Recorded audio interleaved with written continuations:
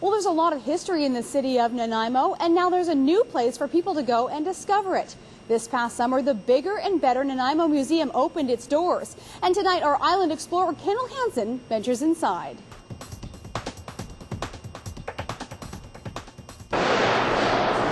It was only 7 months ago that Nanaimo District Museum opened its doors at its new location at the Vancouver Island Conference Centre.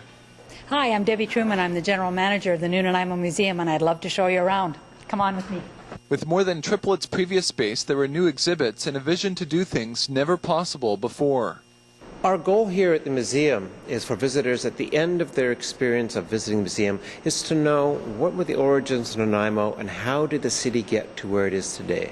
And some of those things that make Nanaimo unique include its history with the Nanaimo First Nation, its famous dessert, does this seat look familiar? And of course, the world-famous bathtub race.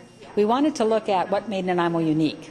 So our history isn't just as a coal mining town on the harbor. So another harbor community that mined coal. But what's unique about Nanaimo, what defines Nanaimo, what's our spirit, what's our tradition. And of course you can't talk about that without talking about Frank Ney and the bathtub race, because it's a big part of who we are. The Nanaimo Sports Hall of Fame is a new exhibit, with the first induction this past September. The goal to highlight the city's rich sporting culture. Some of the first inductees include the Nanaimo Timbermen team, who won the Mann Cup in 1956. Phil Olsen, who set the World Junior Javelin record, and Olympic runner Hugh Thompson. The selection panel had a really hard time the first year. We had over 50 nominations, so it was very hard to boil that down to the first 10 inductees. A process that will continue every year. Another new exhibit highlights the history of the Nanaimo First Nation.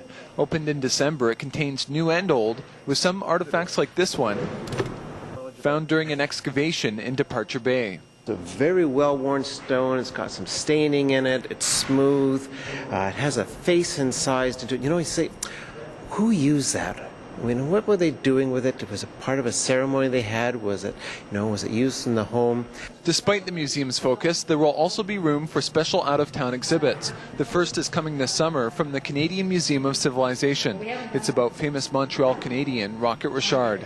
We didn't have any room in the old museum to bring in any of these exhibits. They're all too large. And we didn't meet the environmental controls either in the old space. So it's an exciting time for those at the museum, which is open Tuesday through Saturday. With a $2 admission for adults, it's well worth the walk through Nanaimo's history. Thanks, Kendall. And if you would like to learn about the harbor city's past, the Nanaimo Museum is open Tuesday to Saturdays from 10 to 5.